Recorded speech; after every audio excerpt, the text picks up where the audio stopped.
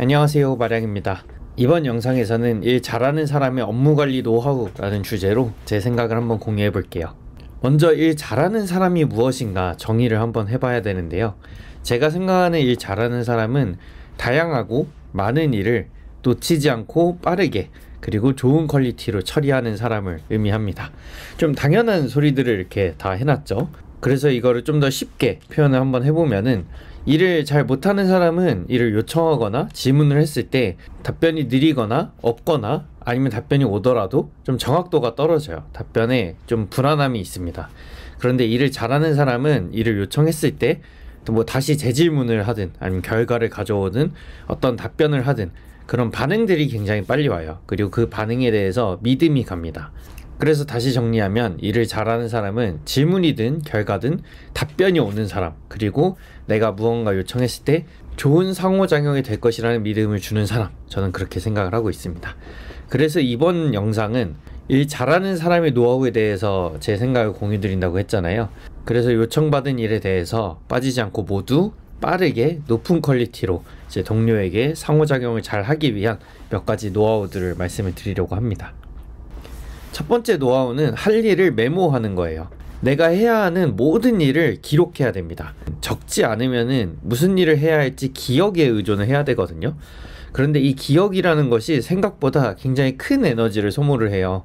그래서 내 뇌에 많은 에너지를 뺏어가니까 다른 일을 할 때 퍼포먼스가 굉장히 낮아집니다. 그리고 신경 써야 하는 게 늘어나니까 일을 할 때 놓치는 것들이 생겨요. 그래서 업무를 기억이 아니라 기록으로 보관을 해야 됩니다. 이게 무슨 차이가 있냐면은, 내가 무슨 일을 해야 하지 했을 때 내 뇌에 에너지를 쓰는 게 아니라 그냥 기록만 보고 일을 하면 되잖아요. 그래서 기억에 쓸 에너지를 보존하고 이 에너지를 그대로 내가 할 일에 더 써서 할 일을 집중해서 더 빠르게 좋은 성과로 해낼 수 있다. 그러면 어떻게 적는 게 좋을까? 몇 가지 제가 사용하는 방법들을 좀 공유 드려 볼게요. 그래서 첫 번째는 메모장입니다. 아주 간단하고 모두가 아는 방법이죠. 그래서 해야 할 일을 리스트로 그냥 쭉 적는 거예요. 그래서 저 같은 경우는 뭐 예시를 부분적으로 좀 가져와 봤는데, 제가 다니는 회사에서 프론트 기술 세션을 해야 된다, 크롬 대응해야 되고 어떤 다른 일들을 해야 된다, 이렇게 주르륵 적습니다. 생각보다 간단하죠? 이 방식의 장점은 적을 때 굉장히 쉬워요. 그냥 생각났을 때 쭉쭉쭉 적으면 되잖아요. 그런데 단점은 읽을 때 정리가 좀 안 되어 있습니다. 카테고라이징이 안 되어 있으니까 이렇게 쭉 리스팅 되어 있는 것들을 제가 알아서 해석을 해야 되는 단점이 있죠. 그런데 제가 적은 거고 저의 일이다 보니까 저는 이렇게 적더라도 읽을 때 빠르게 해석이 되더라고요. 저에게 컨텍스트가 있다 보니까. 그래서 저는 이런 방식을 선호하고, 꼭 이렇게 메모장에 다 주르륵 적는 방식이 아니어도 됩니다. 나는 좀 더 정리해가면서 내 일을 관리하고 싶어 하면은 요즘 좋은 메모장 앱들 되게 많거든요. 이렇게 카테고라이징 정리할 수 있는 앱들이 많으니까 그 방식으로 적어도 됩니다. 중요한 거는 내가 해야 할 일을 기록해 둠으로써 내가 기억에 의존하지 않고 기록만 보고 일을 할 수 있는 그 상황을 만드는 것이 중요하기 때문에 수단은 상관이 없습니다. 어쨌든 저는 저의 방식으로 한번 설명을 드려보면은, 제가 카테고라이징 아예 안 하는 건 아니고 메모장을 그냥 두 개 만들어서 씁니다. 하나는 개인적으로 할 일, 하나는 회사에서 할 일. 뭐 기본적인 카테고라이징을 하는 거죠. 그래서 저는 이렇게 나눠서 쓰고 있고, 메모 앱도 한번 추천해보면 저는 심플노트라는 거 쓰고 있어요. 그냥 메모밖에 안 됩니다. 그래서 다른 기능이 일체 없다 보니까 굉장히 가볍고, 또 하나의 장점은 윈도우, 맥, 안드로이드 다양한 OS에서 다 쓸 수 있어요. 그래서 맥에 기본적으로 있는 메모장 앱 쓰시는 분들 많잖아요. 그런데 그걸 쓰면은 윈도우 컴을 쓰시는 분들 같은 경우 이렇게 동기화해서 가져올 수가 없기 때문에 불편함이 있는데, 저도 모든 OS를 다 쓰거든요. 그래서 어디서든 볼 수 있도록 심플노트라는 앱을 활용을 하고 있습니다. 그래서 이렇게 내가 해야 할 일을 모두 메모하고, 이제 할 것은 매일 아침에 일어나서 메모장 보고 그대로 일하면 돼요. 그리고 처리하면 지웁니다. 그럼 메모장에 남아있는 것들은 전부 다 내가 해야 할 일인 거죠. 그래서 여기서 중요한 거는 뭐 해야 되지? 라는 그 생각 자체를 안 하는 거예요. 그냥 일어나서 메모장 보고 기계적으로 메모장대로 일을 한다. 그래서 기억에 쓸 에너지를 보존하고 그만큼 일에 더 집중한다. 이 시스템이 굉장히 중요하다는 것을 강조드립니다. 두 번째 내 할 일을 기록하는 방법은 캘린더예요. 그래서 캘린더도 사실 메모장이랑 비슷한데 하나의 특징이 있죠. 특정 시간에 해야 하는 일을 기록을 합니다. 그래서 여기 예시를 좀 적어놨는데, 회의가 있거나 아니면 내가 언제 어디를 가야 된다거나 뭐 무슨 행사가 있다거나, 그래서 어떤 시간에 고정되어서 일어나는 일들을 기록을 하는 거예요. 그래서 저는 캘린더에 적지 않은 일은 저에게 없는 약속이나 다름이 없거든요. 그래서 모든 일을 캘린더에 다 적습니다. 그래서 팁을 좀 더 드려보자면은, 모든 일정을 잡는 순간 바로바로 캘린더에 기록을 해야 됩니다. 조금이라도 늦어지면은 저는 기억력이 좋지가 않아서 바로 그 일정을 잊어버리게 되더라고요. 그래서 어떤 약속이 잡히면은 그 자리에서 핸드폰으로 바로 캘린더에 기록을 하는 편이고, 다른 사람으로부터 회의 요청이 올 때가 있잖아요. 내가 잡는 미팅이 아니라 다른 사람이 잡는 미팅의 경우에도 이메일로 초대하면은 제 캘린더에도 뜨잖아요. 그래서 그 방식으로 캘린더 인비테이션 주세요, 캘린더 초대 주세요 요청을 하거든요. 내 기록에 남을 수 있도록. 그리고 캘린더에 적자마자 이 약속을 잡았다는 사실을 머릿속에서 지워버립니다. 기억에 쓸 에너지를 아끼는 거죠. 그래서 메모장과 동일합니다. 매일 일어나서 캘린더를 확인하고, 오늘은 몇 시에 이런 일정이 있고 몇 시에 이런 일정이 있으니까 뭐 이 시간에는 뭘 하고 이 시간에는 뭘 할 수 있겠다, 이렇게 대략적으로 오늘 하루의 일정을 쭉 짜고, 그래서 오늘 할 일이 명확하잖아요. 적혀 있으니까. 그래서 첫 번째 일정부터 바로 집중해서 저의 할 일을 할 수가 있겠죠. 그 다음 할 일을 기록하는 방법은 이메일입니다. 이메일 같은 경우는 직장인이라면 다 쓰는 툴이잖아요. 회사 내의 사람들과 소통할 때도 쓰고 회사 밖의 사람들과 소통할 때도 쓰는 툴인데, 주로 제가 보낼 때도 있지만 할 일을 요청받을 때 이메일을 많이 쓰거든요. 그러면 이 요청받은 모든 일들은 내 할 일이 되는 거잖아요. 그럼 이 할 일들을 아까 전에 말씀드린 방법에 의하면 다 메모장에 적어야 될 겁니다. 그런데 이메일로 받은 업무를 모두 적기는 그렇게 쉽지가 않아요. 왜냐면은 이메일 안에 있는 그 일에 대한 모든 컨텍스트를 다 적는 게 양이 굉장히 많거든요. 그래서 저는 받은 이메일을 그대로 기록으로 활용을 합니다. 이 말에 대해서 좀 더 설명을 해볼게요. 이메일로 기록을 하는 방법은 할 일이 있는 메일을 받은 편지함에 그대로 둬요. 그리고 중요한 것은 다 처리하면은 보관을 합니다. 보관과 삭제는 다르거든요. 삭제하면은 휴지통에 남아있다가 며칠 뒤에 사라지고 다시 검색할 수 없습니다. 그런데 보관을 하면은 계속 언제든 내가 찾아보고 검색까지도 다 됩니다. 그래서 이렇게 처리하고 보관하는 방식으로는 받은 편지함에 남아있는 이메일은 전부 다 내가 아직 남은 해야 할 일이라고 보면 되거든요. 결국 메모장에 적은 할 일 리스트와 동일하게 이메일을 볼 수가 있는 거죠.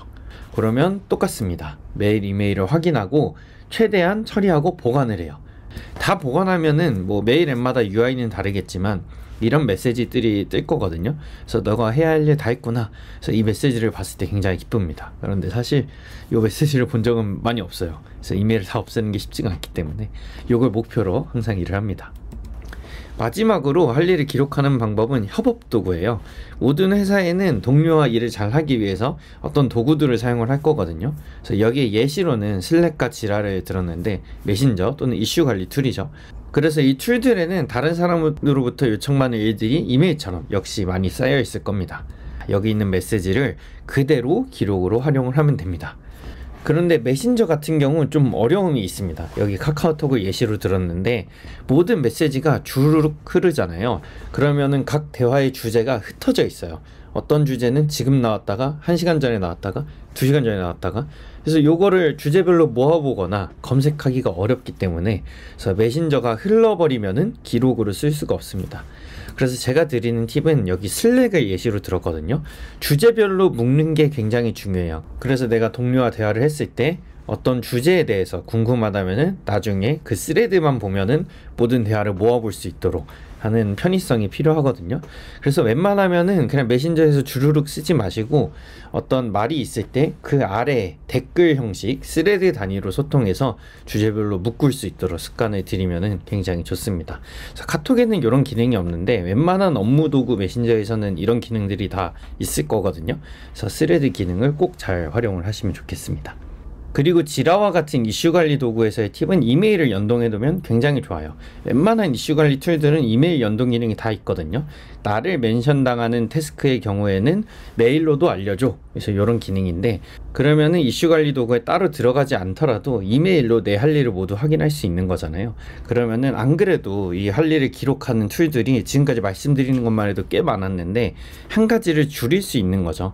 뭐 특별한 일이 있을 때만 들어가서 전체적으로 확인하는 거고, 보통은 이메일로 다 확인할 거야. 이렇게 하나를 줄일 수 있다는 거에서 장점이 있습니다. 이메일로 통합이 되면은 아까 말씀드렸듯이 이메일 확인하고 보관하면서 이제 관리를 하면 되겠죠.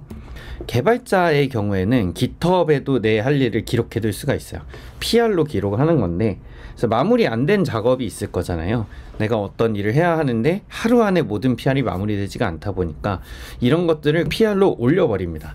근데 올려버리면 코드 리뷰가 시작이 될 수 있잖아요. 이제 그러지 않도록 드래프트 기능을 활용을 해서 다른 동료들에게도 헷갈림을 주지 않을 수 있고, 그리고 이렇게 하면은 출근했을 때 GitHub을 열고 PR 리스트 쭉 보면서 아, 이게 내가 했던 작업이네 라고 따로 기억하지 않고도 PR 리스트로서 내가 하던 일을 확인할 수 있잖아요. 그래서 이런 방식으로 GitHub까지도 활용해서 기록을 해두면은 유용하게 활용을 할 수 있다. 그래서 메모장, 캘린더, 이메일 협업 도구, 다양한 도구를 이용해서 내 할 일을 메모를 해놨는데, 뭐 이런 수단들 사실 다 잊어버려도 됩니다. 그래서 중요한 거는 뭐냐면 무엇을 할지 고민을 하지 않는 게 중요해요. 아, 오늘 일어나서 오늘 뭐 해야 되지? 이런 생각을 하지 않도록 메모를 각자 자신의 방식대로 하는 게 되게 중요하다. 그리고 모든 에너지를 일을 처리하는 데 사용할 수 있는 습관을 만들어야 된다. 그래서 저 같은 경우는 이런 식으로 메모를 하는데 다른 방식이어도 좋으니까요. 메모를 하는 습관을 꼭 들였으면 좋겠습니다. 그 다음 일을 잘하기 위한 노하우로서는 우선순위 선정이 있습니다. 일이 여러 도구에 많은 일들이 기록이 되어 있잖아요. 그럼 순서가 되게 중요해요. 무엇부터 해야 하지? 이 우선순위를 내가 주도적으로 선정을 해야 됩니다. 회사 다니다 보면 이런 일들이 많은데 그냥 이렇게 일을 열심히 하고 있는데 옆에 뚜벅뚜벅 걸어와서 아, 이거 진짜 급한데 바로 해주시면 안 돼요? 이런 요청들이 되게 많이 올 수 있어요. 근데 이런 것들을 그냥 순서 없이 아, 지금 급하다고 하니까 이거부터 해야겠다 라고 하다 보면은 나는 굉장히 바쁘게 많은 요청들을 들어줬지만 결과적으로 많은 팀원들이 저에 대해 답답하게 느낄 수 있습니다. 그래서 이 우선순위를 어떻게 선정을 해야 되나, 저는 첫 번째 기준으로는 작은 일들을 먼저 끝냅니다. 왜냐면 투두가 많이 쌓여 있으면은 그것 자체만으로 주는 압박이 있거든요. 아, 나 일이 왜 이렇게 많아 남았지? 라는 어떤 초조함이 생기는데 작은 일을 빨리빨리 치고 메모를 삭제해버리는 거예요. 그래서 아, 나 이것만 하면 되는구나 상태를 만들고 남은 중요한 일들에 많은 시간을 할애하는 걸 선호하는 편입니다. 그리고 두 번째, 아주 당연한 내용이죠. 오늘 마감인 거 빨리빨리 해야 될 거잖아요. 세 번째 기준은 이게 되게 중요한데 나에게 의존성이 있는 일을 먼저 해결을 해야 됩니다. 어떤 일들은 내가 처리해야 다른 사람도 이어서 진행할 수 있는 일들이 있거든요. 예를 들어서 의사결정이 있겠죠. 내가 어떤 의사결정을 해줘야 팀원들이 일을 할 수 있다. 이런 일들은 내가 남의 업무를 맡고 있는 거예요. 그래서 저는 이걸 업무 블로커가 되었다 라고 표현을 하거든요. 근데 이 업무 블로커가 되어 있는 시간이 길어질수록 내 동료들의 고통이 가중이 됩니다. 다들 일을 못하고 멈춰버리게 되거든요. 그래서 이 업무 블로커가 되는 시간을 최소화하는 거에 의식적으로 좀 노력을 하는 편이에요. 아, 내가 이거 빨리 해줘야 저 사람도 일을 빨리 할 수 있겠지. 그리고 이런 것들은 아, 그냥 저 사람 편하게 해줘야지 라는 의미보다는 이런 일들을 빨리 처리할수록 전체 조직의 업무 효율도 올라갑니다.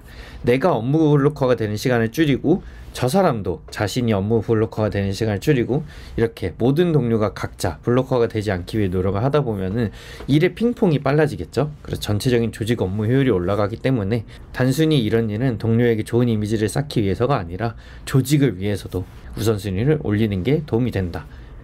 네 번째 기준은 주기적인 업무들입니다. 매일 해야 되는 거, 뭐 격일로 아니면 주간 월간 뭐 많은 일들이 있잖아요. 그래서 저 같은 경우는 어떤 스탠드업 회의라던가 코드 리뷰를 하고 업무 보고를 한다거나 그래서 다양한 일들이 있을 텐데 이런 것들을 각자 마감에 맞춰서 처리를 하면 되겠고, 여기까지 왔으면은 사이즈가 크고 마감이 어느 정도 남아있고 그리고 내가 의존성이 없는 일들이 남아있을 거거든요. 여기까지 왔다면은 별로 크게 순서 고민하지 않고 눈에 보이는 거 빨리빨리 처리하는 편입니다. 그래서 다시 한번 정리를 해보면은 급하다고 찾아오는 요청이 있어도 내가 중요하게 생각하는 기준으로 일들을 처리하는 게 굉장히 중요하다. 그래서 업무 흐름을 유지하는 것이 내 집중의 퀄리티도 높이고 결국 제일 빠르게 동료를 돕는 방법이다 라고 생각을 합니다. 마지막 노하우는 비동기 커뮤니케이션입니다. 좀 익숙하지 않은 단어죠. 비동기 커뮤니케이션은 일하는 시간을 확보하고 집중의 퀄리티를 높일 수 있는 비결인데요. 간략하게 설명을 하면은 나와 상대가 각자의 시간에 커뮤니케이션 하는 걸 뜻합니다. 그래서 예시를 들어놨는데 이메일, 메신저, 문서, 업무관리 툴 이렇게 글로써 소통하는 것들이 주로 비동기 커뮤니케이션 방식이거든요. 그래서 반대로 동기 커뮤니케이션 그럼 뭔가요? 했을 때 나와 상대가 같은 시간에 커뮤니케이션 하는 것을 뜻해요. 뭐 대화를 한다거나 전화를 하거나 아니면 회의에서 다 같이 앉아서 서로 대화하는 것들을 의미를 하겠죠. 그래서 실시간으로 소통하는 걸 의미합니다. 그런데 이 동기 커뮤니케이션에는 몇 가지 문제점이 있는데 첫 번째는 컨텍스트 스위칭이에요. 이제 문맥을 바꿔야 된다는 건데 동료가 말을 걸면은 일에 집중하다가도 흐름이 깨지잖아요. 대화를 받는 사람은 내가 하던 어떤 흐름이 깨질 수밖에 없거든요. 이게 굉장히 에너지 소모가 큰 일입니다. 그래서 그 사람과 대화를 하고 다시 내가 하던 일에 돌아오려고 해도 어느 정도 다시 집중하는 시간이 들게 돼요. 그리고 그 퀄리티가 이전보다 낮아질 가능성이 큽니다. 그래서 동기 커뮤니케이션은 동료의 에너지를 뺏는 방식이다. 두 번째는 논의의 비효율이 좀 큽니다. 대화는 흐르잖아요. 이미 한 대화를 내가 다시 볼 수가 없어요. 어느 정도 기억은 할 수 있지만 명확하게 문자 하나하나 틀리지 않고 볼 수가 없기 때문에 자연스럽게 중복적인 말이 있거나 메시지의 정리가 덜 될 수밖에 없습니다. 그리고 이런 비효율은 어떤 결정의 빈틈의 발생 가능성을 높여요. 그래서 대화로 논의해서 나온 결정은 좀 정확하지 않을 가능성이 있습니다. 그 다음 단점은 불투명합니다. 대화는 기록되지 않는다고 했잖아요. 뭐 굳이 기록을 하려면 할 수는 있는데 어떤 사람은 이 대화에 집중하지 않고 계속 적는다거나 그렇게 하면 할 수 있겠죠. 그러면 그만큼 그 사람의 인력을 또 낭비하는 거니까요. 그리고 기본적으로 기록이 되지 않기 때문에 이 내용을 그대로 동료에게 전파하기 어렵습니다. 뭐 결론을 다시 공유할 수는 있겠지만 공유받는 입장에서는 결과만 딱 받았으니까 이게 무슨 이유로 무슨 배경으로 이렇게 했다는 거야 까지 모두 다 이 과정 하나하나를 파악하기 어렵기 때문에 신뢰성이 하락을 하고 공유의 효율이 하락을 한다. 이런 단점이 있습니다. 그러면 반대로 다시 돌아와서 비동기 커뮤니케이션들은 동기 커뮤니케이션의 단점들을 덮는 장점들이 있습니다. 첫 번째는 컨텍스트 스위칭이 없어요. 내가 메신저에 말을 적고 동료에게 주면은 동료는 자신의 일을 하다가 충분히 이 흐름을 끝마쳤을 때 메신저를 보고 대화를 할 수가 있겠죠. 그래서 서로 최대의 집중을 활용할 수 있다. 자신들의 흐름을 존중할 수 있다. 그리고 논의의 효율도 있어요. 내가 메신저에 메시지를 쓰면서도 검토하면서 쓰잖아요. 이렇게 정리한 의견을 전달을 하면 읽는 사람도 받아들이기 쉽고 그리고 이 로직에 있어서 계속 읽으면서 확인을 할 수 있으니까 빈틈도 찾기가 쉽습니다. 그러면 아 우리 이런 거를 더 하면 되겠군요 라고 좋은 결정들을 빨리 도출할 수 있겠죠. 그리고 세 번째 마지막 장점으로는 투명성이 있습니다. 글은 기록되기 때문에 이 내용을 그대로 동료에게 전파할 수 있어요. 대화처럼 우리가 나눴던 내용을 기록하면서 한번 해석을 거치는 게 아니라 그대로 전파하기 때문에 신뢰성이 올라가고 공유의 효율도 높습니다. 한 번 더 들어가서 추가적인 팁을 드려보면은 공개 채널에서 이런 논의들을 모두 진행을 한다면은 더욱더 투명하게 과정을 다 전파할 수가 있겠죠.